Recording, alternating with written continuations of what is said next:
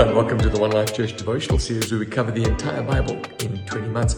Well, today's chapters are 2 Kings 13 and 14, and I'm back home after a intense ministry trip up in Johannesburg, and boy is it good to be home. I've got my coffee cup, I'm sitting in my lounge in my most favorite chair. It's a Sunday evening, and I'm going to reflect on the devotion that I had this morning. And it's a perfect place for it because this is what it says. Jehoahaz was the king of Israel, did evil in the eyes of the Lord, and for 17 years, God allowed them to be under the thumb, as it were, of the king of Aram and the king of Aram's son, whose name was Ben-Hadad. Well, eventually, the people's cry got to the Lord, and he said, no, listen, we're going to set you free. And he raises up a deliverer. And the king of Aram is defeated. And this is what it says. And so they all lived in their own houses. Gave them peace. What does that mean for you and me? Where God gives you peace, he gives you rest. Now, his intent is that we have our rest in Jesus. When we stop our striving, stop our straining, stop following, other idols, and we turn to Jesus, he gives us rest. He has become our Sabbath rest.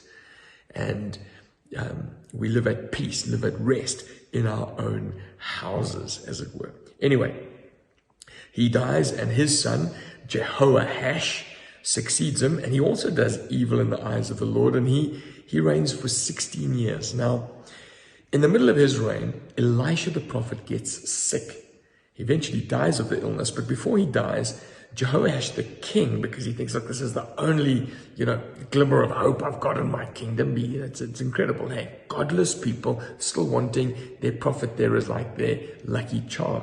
So he goes and he says, my father, the chariots and the horsemen of Israel are coming to carry you away. Elisha says, come on, boy, open the window. He opens the window and he says, bring back your bow. And Elisha's watching. He says, now shoot out the window. And as the arrow shoots, he says, as that arrow goes, this is a symbol that the king of Aram is going to be defeated once for all. Now take your arrows and beat them against the ground. And the guy goes, bang, bang, bang. And then he stops. And Elisha says, and why did you stop? I said, do it symbolically, prophetically, that you're going to destroy Aram. He said, you should have done it 6 times. And then it would have been totally obliterated. Now you're only going to get half relief. What's going on there? It's like he's teaching this ungodly man a lesson. That when God says do something, you need to do it. Anyway, the Moabite raiders were raiding Israel, and so people trying to do a little funeral ceremony, and they saw the raiders coming over there, so they got a big fight. So they just chucked a corpse into the tomb where Elisha's bones were, and believe it or not, boom, just the bones of Elisha. It must be like a symbolic thing that the life of God was in Elisha and had given him miraculous power. The bones of Elisha touch this corpse. Pew! Elisha doesn't come back to life again, but the corpse does. Imagine being that dude. Yeah, I was at the gates of heaven, and boom, there was like a miracle that God did even with the bones of Elisha.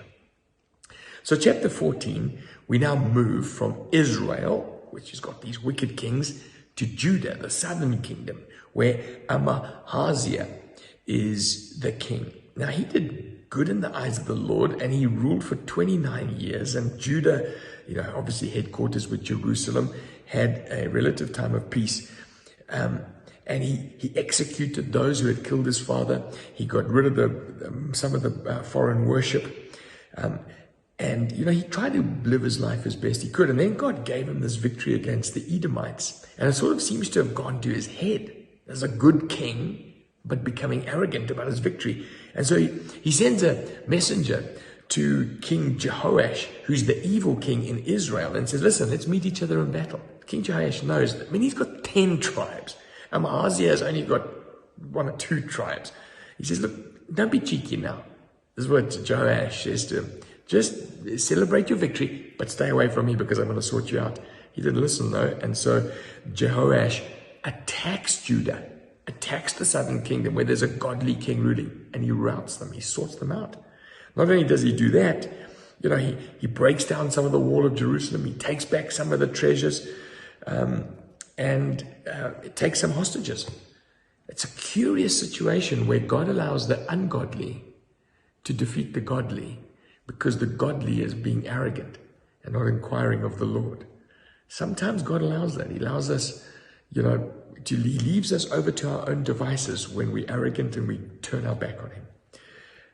Anyway, so this guy Amaziah, he dies, and his 16-year-old son Azariah takes the throne. So we've had a look at chapter 13, Israel up in the north with a wicked king, and Judah down in the south with a good king. But curiously enough, when they went to battle, the bad king won, because I don't think God was pleased with an arrogant king representing him in the south. God opposes the proud, James says, and He gives grace to the humble.